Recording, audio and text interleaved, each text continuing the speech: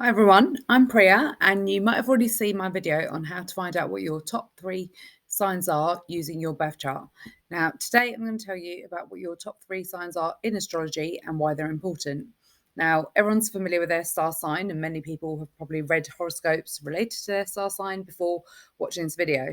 Now, we obviously know that the sun is the star of our solar system. In fact, it's the most important thing as everything else revolves around it, including us here on Earth. So, it provides our energy, it gives us life. So it's no surprise that the sun sign is a key part of who we are. You only need to Google the traits of your sun sign, and most people will be able to relate to the descriptions. Mine's in Leo, and traits of a Leo are that they're confident, they're creative, they're fiery, and dramatic. Me, never.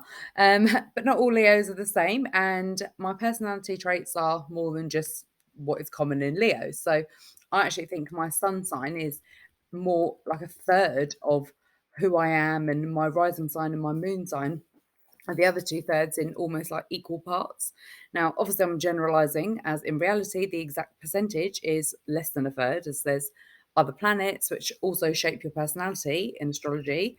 However, I'm only focusing on the top 3 in this video, so I'm keeping the numbers simple as this is not a maths tutorial. So let's look at the moon and rising signs in a little more detail, and we'll start with the moon. So, what effect does the moon have on Earth for us here? So, for the ladies, firstly, watching the video, it will come as no surprise that the menstrual cycles often follow the moon cycle. And it's common that you might experience bloating, cramps, or even have your actual period around the time of a new or a full moon. And the moon also rules tides, which can make the oceans literally rise and fall. And that's exactly what it does in astrology too, as your moon sign rules your emotion ocean or your inner gut. I like to think of it as like your moral compass and what makes you feel secure. So it's that swell in your belly that you get when you have anxiety or nerves or butterflies. And this is like our waters indicating emotional instability, or like tears are a way that we release waters when we're like flooded with emotions. So the traits associated with your moon sign are often a very hidden part of our personality and only recognizable by those who know you well.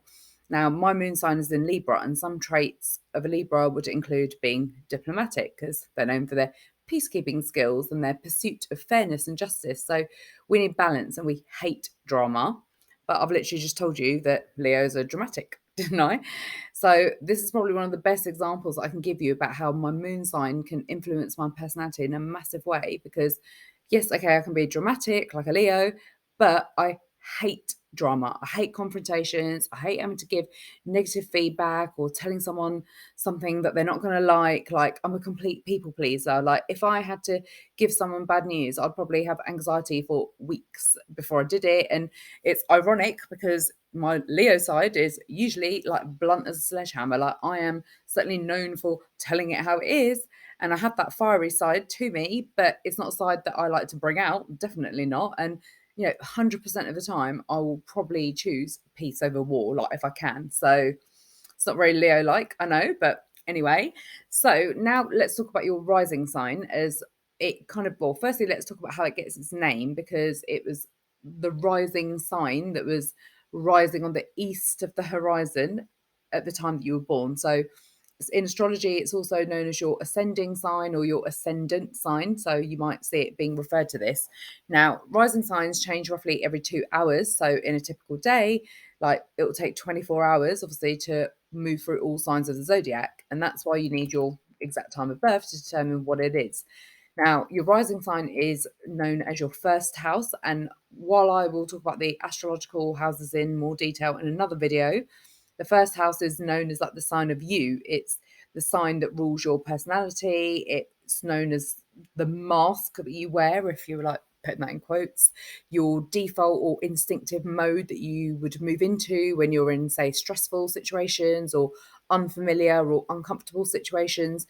And it's sometimes like how you come across, if you want like a literal meaning for it. So it's a part of your personality that, unlike your moon, where it's a bit more hidden and maybe you have to know someone has to know you quite well, your rising sign is your bit that most people can identify with before they get to know you. Like, I always think work colleagues are like good examples of people who would probably recognize your rising sign depending on how close you work with them. So my rising sign is in Virgo, which is actually in direct contrast to a Leo, because I like to think of Leo as like the star of the show, whereas like the Virgo is like the backstage manager. Like Virgo is like the perfectionist, like looking at the details, like organizing how to do things. Like Leo is like the diva who wants to just delegate. And but I'm more than happy to like roll my sleeves up and get my hands dirty. In fact, my Virgo side is how I've earned the nickname Monica from my friends. And unless you know a Leo that happens to have like a Virgo moon or a rising, they are definitely not about the details or the fine print. Like, let me tell you that for free.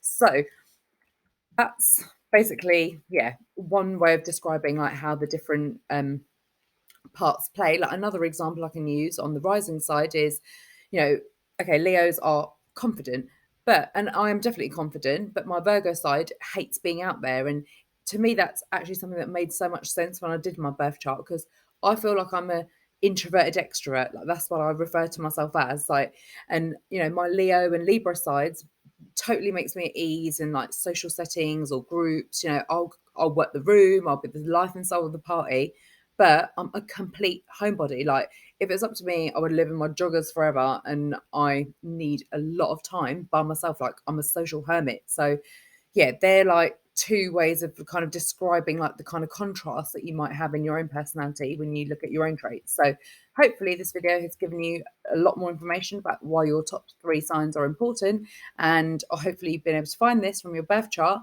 And if you have, then maybe Google the traits of each of the signs of the top three and see if you can relate to the star signs that you never knew you were.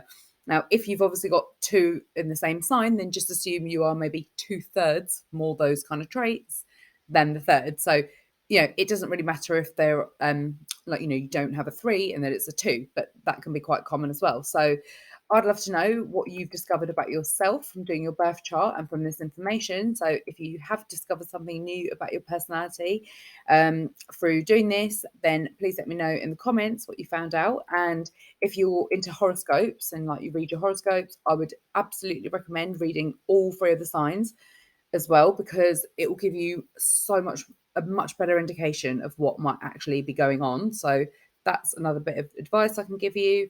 And in another video, I'll tell you how you can use your top three signs for things like predictive astrology, as well as being able to look back at key events in your life. So thanks for watching.